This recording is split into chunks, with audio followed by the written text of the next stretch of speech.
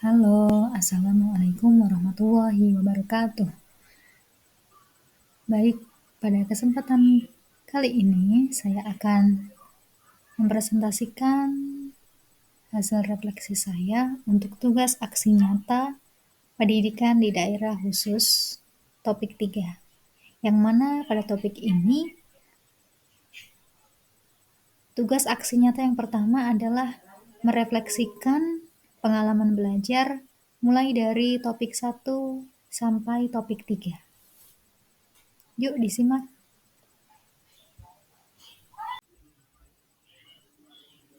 Pada topik 1, yakni dengan tema pengantar pendidikan di daerah khusus.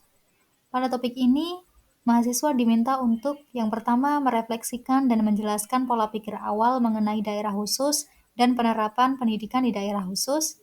Yang kedua, mengidentifikasi pola pikir yang sesuai dalam mencari solusi isu-isu pendidikan di daerah khusus dikaitkan dengan mata kuliah lain seperti filosofi pendidikan Indonesia, proyek kepemimpinan, dan perspektif sosiokultural, serta 3, mendiskusikan isu-isu terkait pola pikir mengenai daerah khusus dan penerapan pendidikan di daerah khusus. Lebih rincinya, pada topik ini saya belajar tentang pola pikir atau mindset. 1. Pola pikir atau mindset. Menurut Carol S. Dweck, mindset merupakan kumpulan dari pikiran dan keyakinan yang memengaruhi persepsi kita dalam menerjemahkan realitas, termasuk interaksi dengan orang lain, reaksi terhadap kejadian, dan pandangan terhadap diri sendiri. Pola pikir atau mindset dibagi menjadi 2, yakni pola pikir menetap atau fixed mindset dan pola pikir bertumbuh atau growth mindset. Berikut kutipan dari Dweck. Anak-anak dengan pola pikir menetap ingin memastikan dirinya berhasil. Anak pintar seharusnya selalu berhasil. Namun, untuk anak-anak dengan pola pikir bertumbuh, keberhasilan adalah tentang bagaimana mengembangkan dirinya atau tentang menjadi lebih pintar. Pandangan yang sering muncul tentang daerah khusus yakni daerah yang sulit untuk dijangkau karena keterbatasan akses pembangunan, pendidikan, sosial, dan budaya. Daerah khusus ditetapkan oleh pemerintah pusat untuk menyelenggarakan fungsi pemerintahan yang bersifat khusus bagi kepentingan nasional yang diatur dalam ketentuan peraturan perundang-undangan. Pola pikir yang seringkali mendasari munculnya pandangan tentang daerah khusus adalah pola pikir yang menetap. Pola pikir yang menetap adalah pola pikir yang meyakini bahwa kualitas diri seperti intelijensi atau bakat itu bersifat menetap. Apabila seseorang memandang dirinya tidak mampu dan percaya bahwa kualitas dirinya adalah satu hal yang menetap, terukir dalam batu, maka ia akan terus mempertanyakan dan meragukan kemampuan dirinya sendiri. Jadi ketika banyak kekhawatiran terkait daerah khusus, maka seseorang ketika ditugaskan untuk mengajari daerah khusus akan merasa tidak sanggup.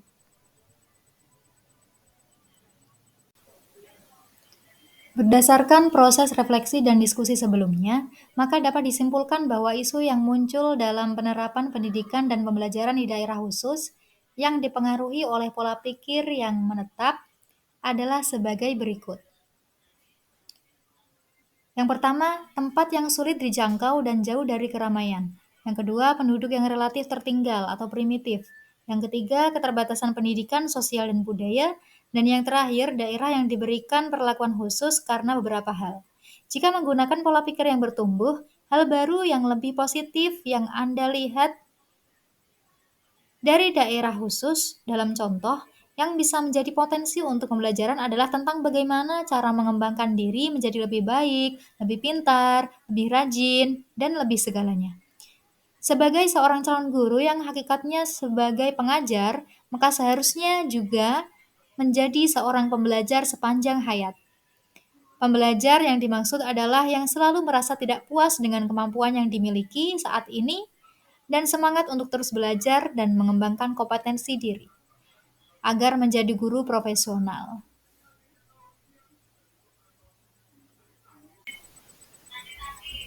Ada banyak kaitan antara materi pendidikan di daerah khusus dengan mata kuliah lain. Di antaranya ialah sebagai berikut, yaitu mata kuliah Filosofi Pendidikan Indonesia, mata kuliah Pembelajaran Berdiferensiasi, mata kuliah Pemahaman tentang peserta didik dan pembelajarannya, dan literasi dalam lintas mata pelajaran. Untuk lebih jelasnya, boleh dibaca. Baik, simpulan dari refleksi topik 1, yakni dengan tema pengantar pendidikan di daerah khusus, sebagai berikut. Pembelajaran pada topik 1 ini memberikan pengetahuan baru saya tentang mindset.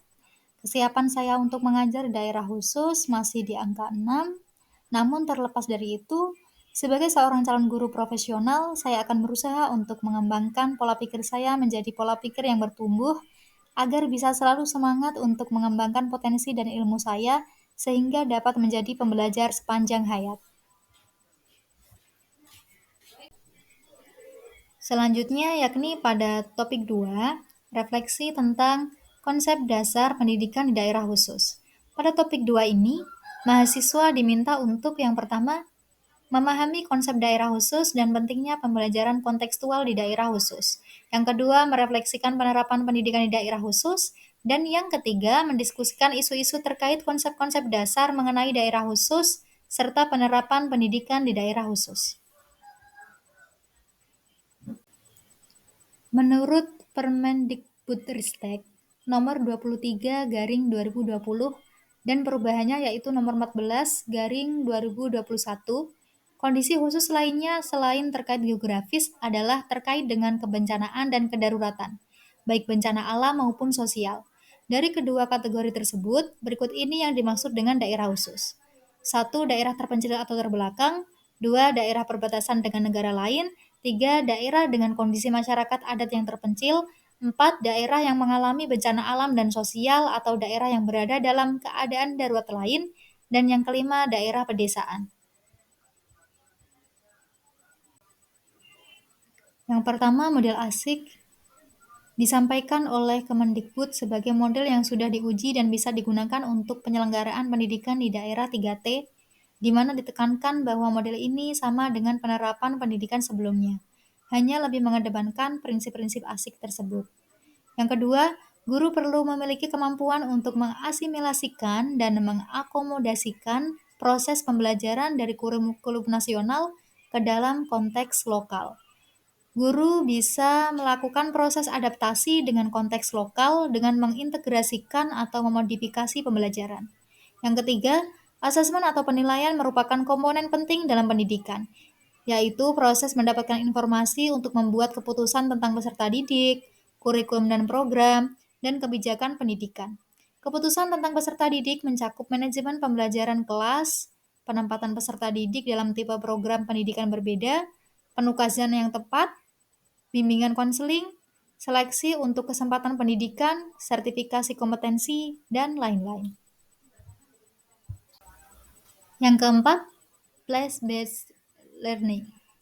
Menempatkan murid di luar gedung sekolah, sehingga memungkinkan masyarakat atau komunitas menjadi ruang kelas. Dengan keterlibatan komunitas atau lingkungan, murid mengalami pembelajaran yang lebih bermakna. Proses eksplorasi yang benar-benar langsung ini memungkinkan murid untuk membangun koneksi dengan suatu tempat, kemudian mengembangkan sense of place. Adapun simpulan dari refleksi topik 2, yakni saya mempunyai pengetahuan awal mengenai pendidikan di daerah khusus dan ada beberapa alasan tersendiri saya memberikan nilai 7 dari 10 mengenai kesiapan saya ditempatkan di daerah khusus. Namun setelah belajar mata kuliah ini, saya memahami betapa pentingnya pelaksanaan pendidikan di daerah khusus.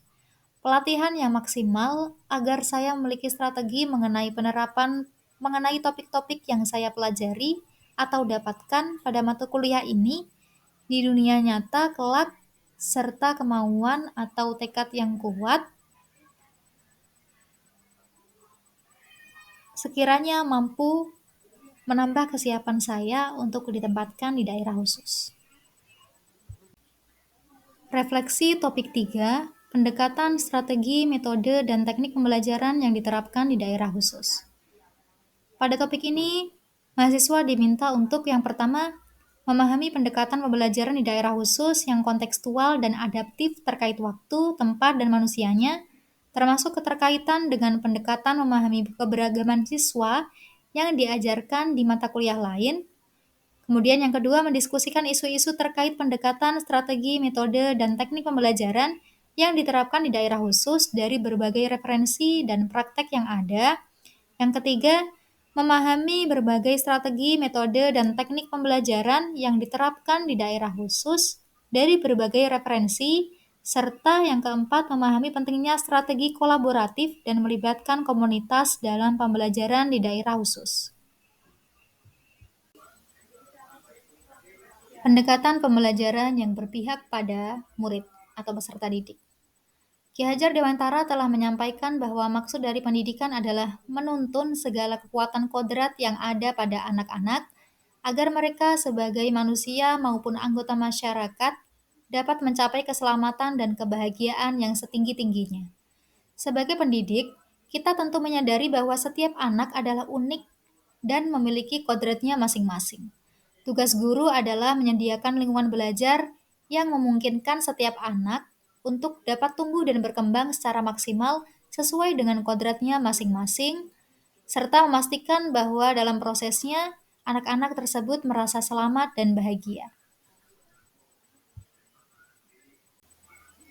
Melihat betapa luas keberagaman peserta didik, maka sebagai guru kita perlu berpikir bagaimana caranya kita dapat menyediakan layanan pendidikan yang memungkinkan seluruh peserta didik mempunyai kesempatan dan pilihan untuk mengakses apa yang kita ajarkan secara efektif sesuai dengan kebutuhan mereka. Sebagai pendidik, dengan meyakini bahwa tugas kita adalah melayani dan memfasilitasi peserta didik dengan segala keberagaman tersebut, serta menyediakan lingkungan dan pengalaman belajar terbaik bagi mereka.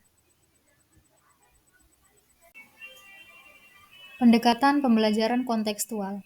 Pembelajaran kontekstual memandang bahwa proses belajar benar-benar berlangsung hanya jika murid mampu memproses atau mengkonstruksi sendiri informasi atau pengetahuan sedemikian rupa sehingga pengetahuan tersebut menjadi bermakna sesuai dengan kerangka berpikir mereka. Hal ini serupa dengan pemikiran Elaine B. Johnson sebagai berikut. Silakan dibaca. Prinsip pendekatan kontekstual ada beberapa di antaranya. Yang pertama, relasi atau keterkaitan relevansi. Yang kedua, experiencing atau pengalaman langsung. Penjelasannya dapat dibaca di bawah.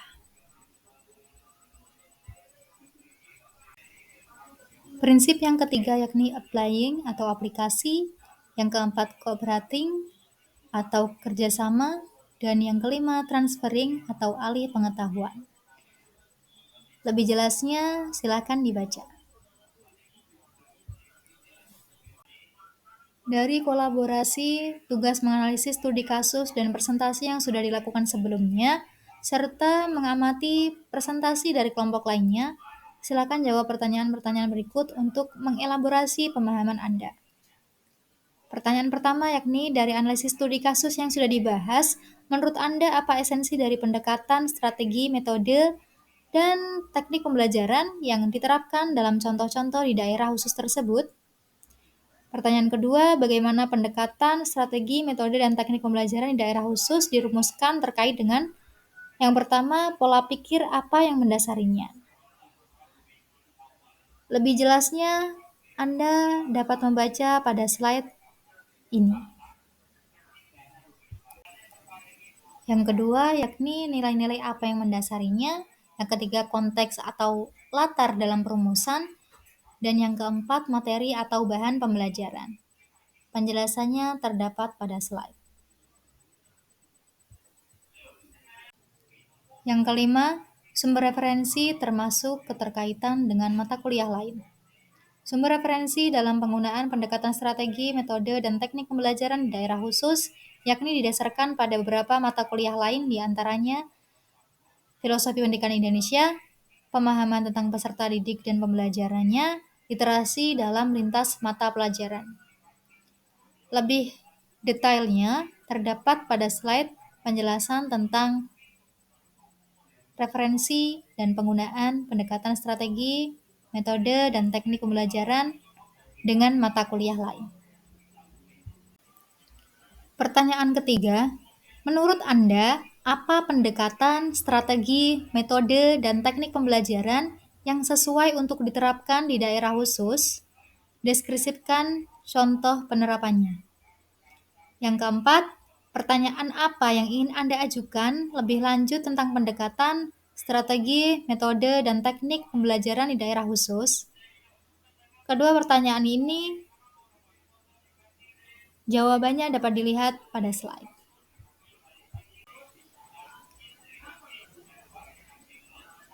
Pada bagian selanjutnya, mahasiswa diminta untuk menyimpulkan dan merefleksikan pembelajaran yang sudah dilalui dari pertemuan pertama hingga terakhir, yakni modul 1 sampai 3. Pertanyaan pertama, apa yang Anda dapat simpulkan dari pembelajaran dari pertemuan 1 sampai 6?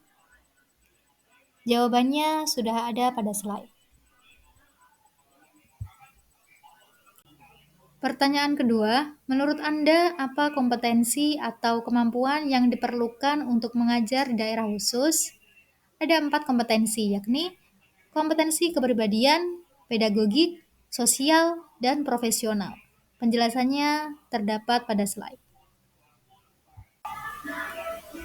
Pertanyaan ketiga, sejauh ini bagaimana kesiapan Anda untuk mengajar di daerah khusus? Apa potensi yang sudah Anda miliki?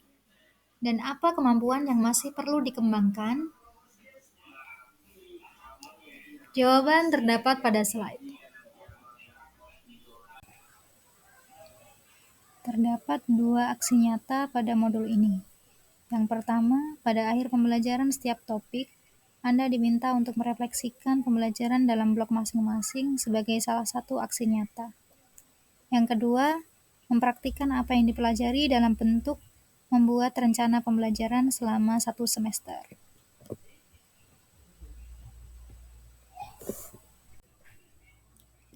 Baik, itulah refleksi saya mulai dari topik 1 sampai topik 3. Kurang lebihnya mohon maaf. Terima kasih. Wassalamualaikum warahmatullahi wabarakatuh.